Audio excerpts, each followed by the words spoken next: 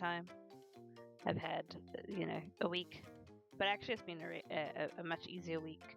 I've managed to catch up a bit on studies. So today's plan is to work between making an episode or two and getting some studying. Because I'm doing a bit that I'm not really happy about. I have to do English, which is not quite as bad as having to do maths.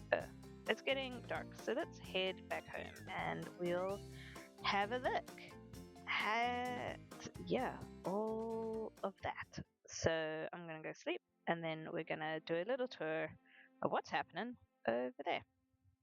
Sorry, I like to double check that my OBS is actually recording because it can be a bit of a problem, child.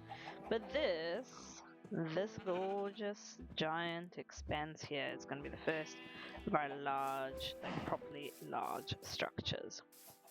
So let's talk about what it is. You know what? Woo! I used it. Let's talk about what it. Oh my! Why can I hear myself?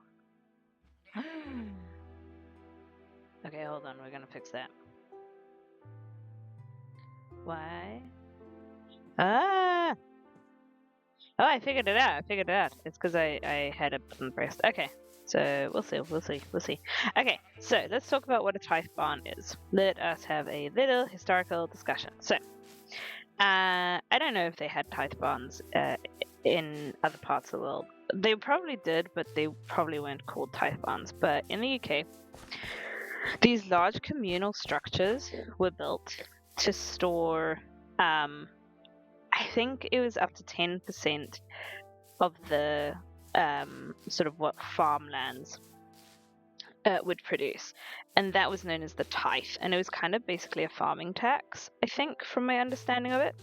But they had a couple of entrances. So they would usually have one big, pretty main entrance. And then this massive, they were a timber strutted building made out of brick, stone, basically whatever they could find, but they had these big, pretty wooden struts to hold up the large beamed roof. And then they had like one main entrance and a few side entrances, which often had like pigeon cotes or dove cotes at the top of them, because they liked to have the birds in the building, but not let them sort of stay too close to things. So I have spent sort of some of my spare time this week starting to prep the area around the tithe barn. But today what I want to do is go and gather some stuff for the floor. Probably gather some stuff for the floor and then just kind of get building. So we're going to need loads of stuff for this because I want more of the mossy cobblestone bricks, and we've obviously got normal cobblestone. I've got a ridiculous amount of cobblestone in my life. Again, hi sheep. I've got this going on in my life because I've utilized so much of the cobblestone to fill in the floor here. This has also been a work in progress, but it's getting so much closer to being, to going over that side. This beach, I'm quite happy with how the beach sort of comes up here a little bit like a cliff. I really like that. And then I've got to fill in this beach, but I need to get more sand. So we're busy on that. But this cliff face is being pushed back a little bit, and we'll probably push back a teeny bit more, but not too much more, because I kind of want to start thinking about wrapping the landscape around the tithe barn. Now, again, I've used my scale, so the tithe barn is 40 something meters, I think, long, and it's about 13 odd meters wide, which is roughly the dimensions of a tithe barn not far from where I actually lived for a while here in the UK. And there's a really gorgeous tithe barn. I'll probably try and get some reference pics put up on the screen here. So if Editor Raven can do the put images up thing, that'd be great. and then we'll have a tithe barn here. So without further ado, we're gonna go on a bit of a journey because I think I kind of want sandstone floor. Tithe barns, bath, tithe barns often had dirt floors because their entire purpose was storage. But I don't want sand floor, and there's a reason I don't want sand floor. This is going to serve a dual purpose. It's not just going to be this gorgeous, massive, open building which will store a ridiculous. The roof is coming along. We're just waiting for more of this to grow. It's going to store some stuff, but underneath it is going to be the entrance to farms because we're getting to a point where I'm going to need to start farming certain things, which is why I haven't filled this in 100%, and I'll probably end up building sort of like some walls down and then creating an industrial complex underneath this tithe barn. And that's kind of my plan. So I will see you somewhere with loads of sand. Anyway, found sand. I think I've raided this beach before, so we're gonna raid it a bit. But I'm gonna need like a lot of sand because I've got to make a lot of sandstone. So this will be fun. I might, maybe, no, I won't do a time lapse. I'll just do a quick little chat. So for those of you who saw my update video, you know I'm just a very I'm just a very busy little puppy dog. And I think it's really important to be like brutally honest about expectations. I was talking to it's gonna get dark and I'm gonna get eaten by things. I was talking to my wife about it and sort of like my expectations for where I see this channel going and the sort of things that I'd like to do with this channel. And I think the reason I started this channel, one was accountability. It's the same with why I'm doing streaming at least once a week. I'm very good at starting a hobby or starting a project and then just losing it.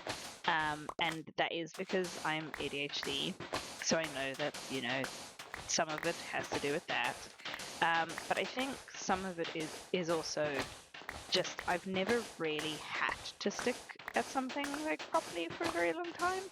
I've always been very fortunate in terms of work. I've either gotten like been given a job because I know somebody, or like I work with horses. So I work with horses primarily, and it's a very easy industry to find work in. It's not like I've had to go running far and wide or proven that I've got a ridiculous amount of qualifications. The horse industry always has a need for labor. So I've never necessarily had to put in a lot of effort into finding work in it.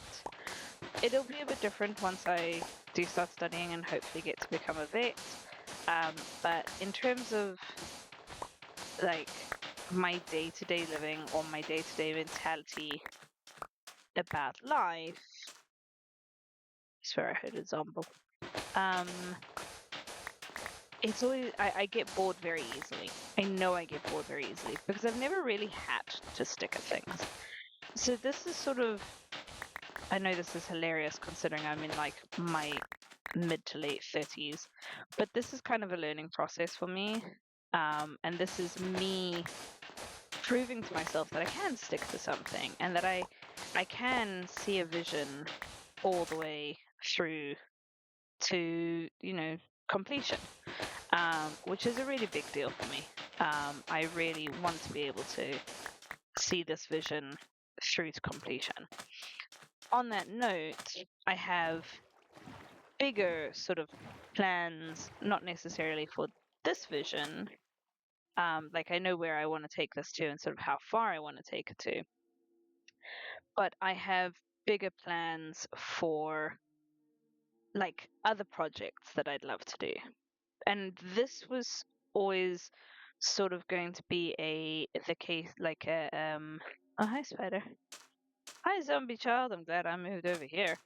Jeez.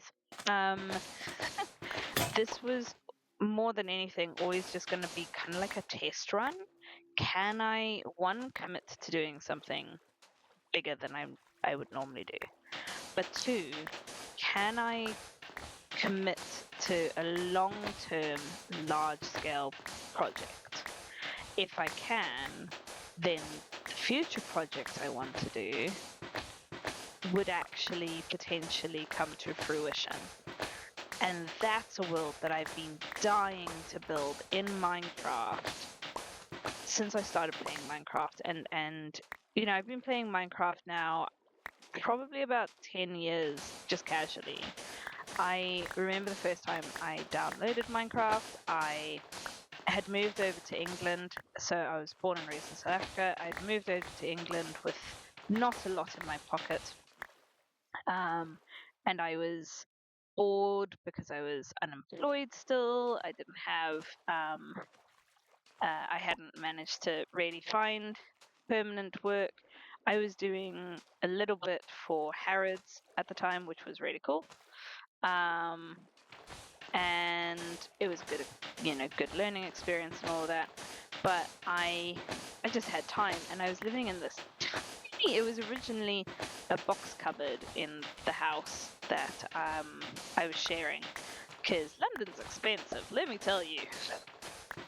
So I was living in this tiny little box cupboard, and paying an exorbitant amount of money for a room that you could just about get a single bed into, and you could get my bed into the corner of the room, and then there was roughly about 50 centimeters on the side of the bed, and then there was the wall, and then there was about, say, 80 centimeters before you hit the door. So that's how tiny the room was. But I loved it. It was my own. But anyway, like I say, I was bored. It was midwinter, so it was also a cold, miserable little room. And I was like, oh, I want to do something. And I started watching Mumbo Jumbo on YouTube. He was, in my early days, he was my biggest influence in terms of Minecraft. So I had a Mumbo Jumbo video up, and I was just watching him play, and I was like, I want to give this a try. So I downloaded Minecraft, and I have, like I say, been playing it since then. So it's been about 10 years, casually, just enjoying the game, but never really committing well enough to, Mumbo once said in one of his videos, he still has every single world he's ever made in Minecraft. He still has them. I don't. I'm very good at going, starting a world, doing some stuff with it, and then going, yeah, I don't like this, and deleting it. And I think that says a lot about, like, my object permanence, but also just my ability to just kind of go, well, it's not right. I don't like it. Get rid of it. And I don't want to be like that. I want to be better about going, okay, well, you've put a lot of effort into this world. Keep it a little bit, see where it takes you.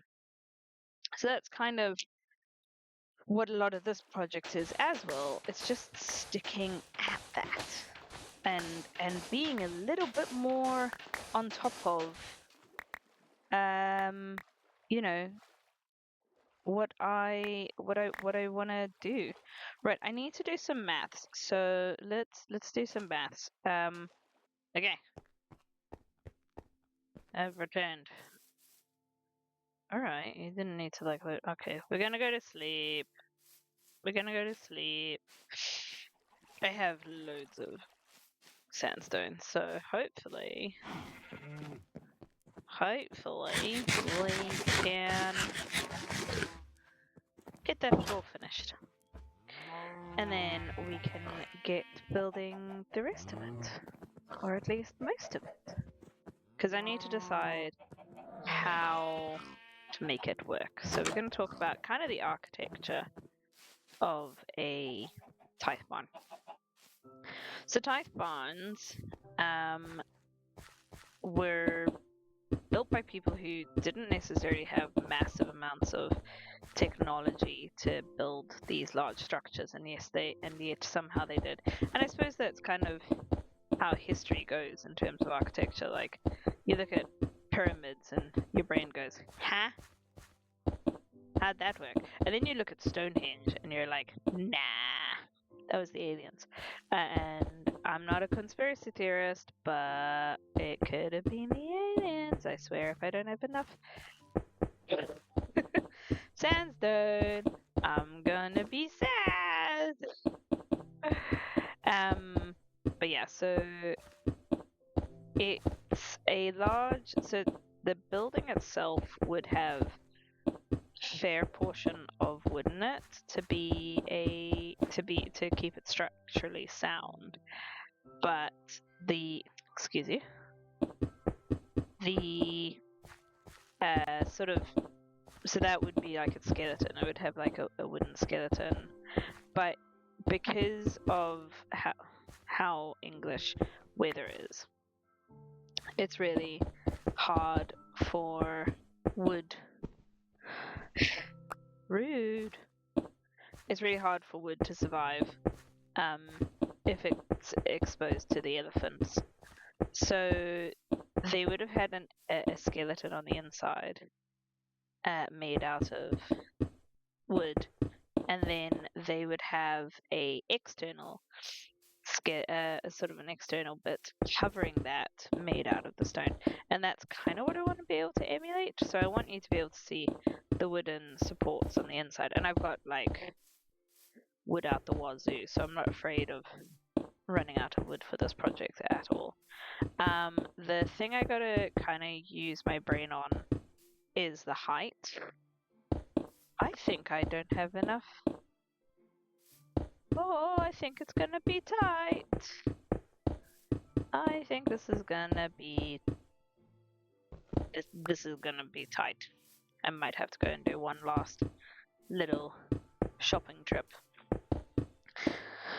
Well, if I could place things in the correct place, that would be a bonus, wouldn't it?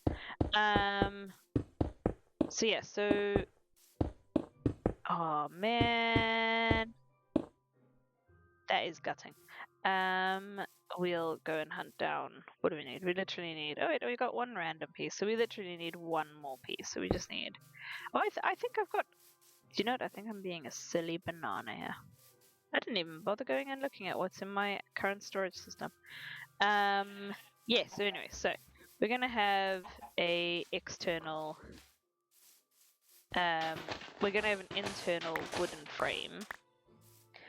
And then we'll have an external stony bit, which will also be supported by.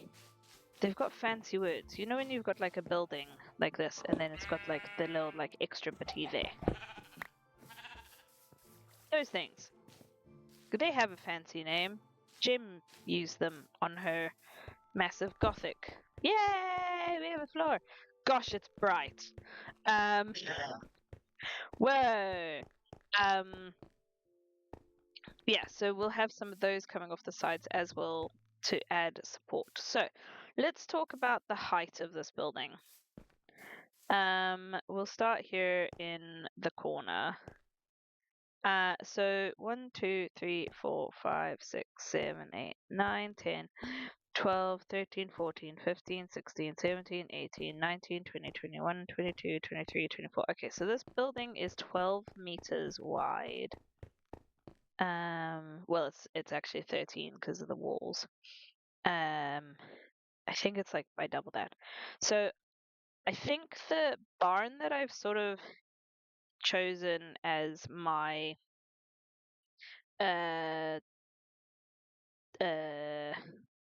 what's the word I'm looking for?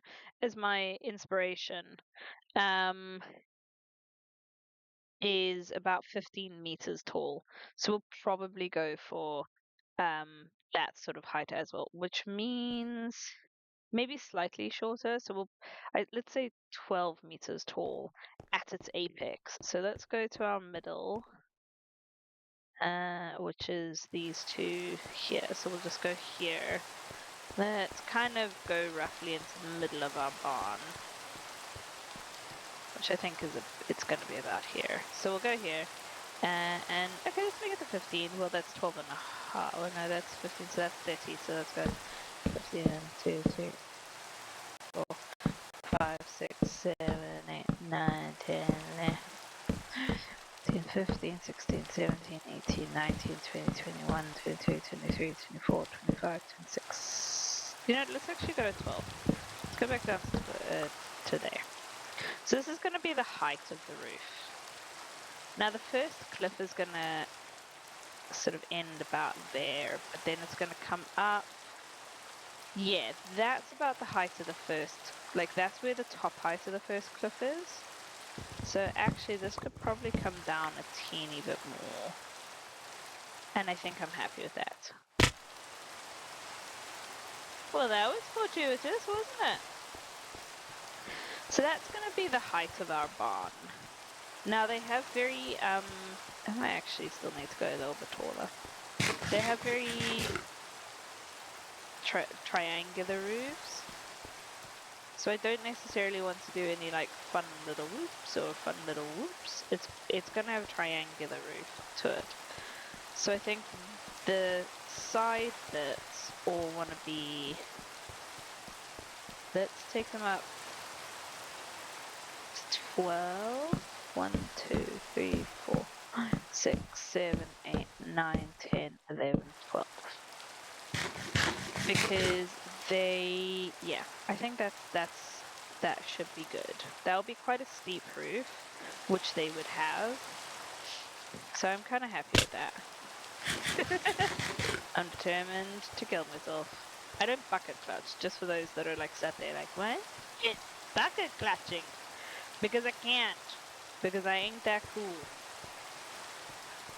Okay, so we're going to get all of the pillars in where I want the pillars to go along the walls. And I'll be back, hopefully not too dead, once I've gotten all the pillars in. I'm gonna hopefully also get to sleep, because it's raining on me. Rude. It's supposed to be raining on me in real life too. 1, 2, 3, 4, 5, 6, 7, 8, 9, 10, 11, 12. Okay, I'll be back in a moment. Right, so we have the sun is setting. We have, I need to put probably on either side of this as well. That would maybe make some sense as well. 1, 2, 3, 4, 5, 6, 7, 10, 11, 12. Yeah, this is starting to come together. 2, 3, 4, 5. Well, 1, 2, 3, 6, 7, 8, 9, 10, 11, 12. Yeah, okay, cool. I was so worried that I'd like put the wrong thing. Okay, so we have the initial struts. So I think what I'm gonna do is probably try and build in the walls. And I'll do that as a time lapse because that's gonna be, so I, just to update everybody, I have attempted to download Flashback, but for some reason Flashback doesn't want to work on the emulator that I've got. Fabric for some reason just does not like me. So Fabric and I have had conversations, and the conversations so far have been, well, you suck. So I still can't do like a flashback mod or a replay mod or anything like that, which is a bit sad. So my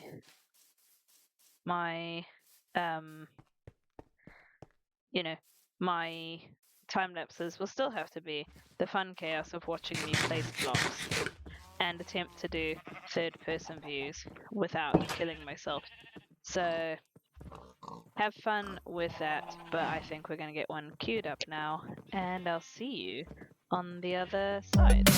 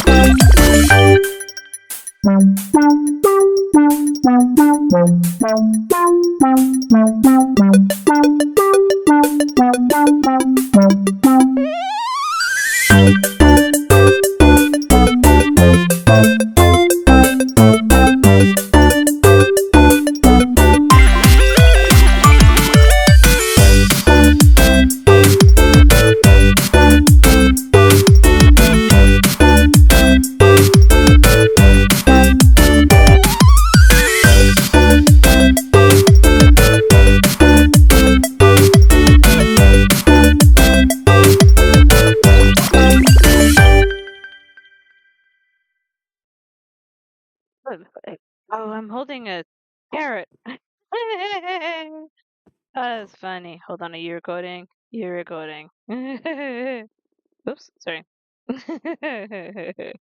Oh man, that was funny.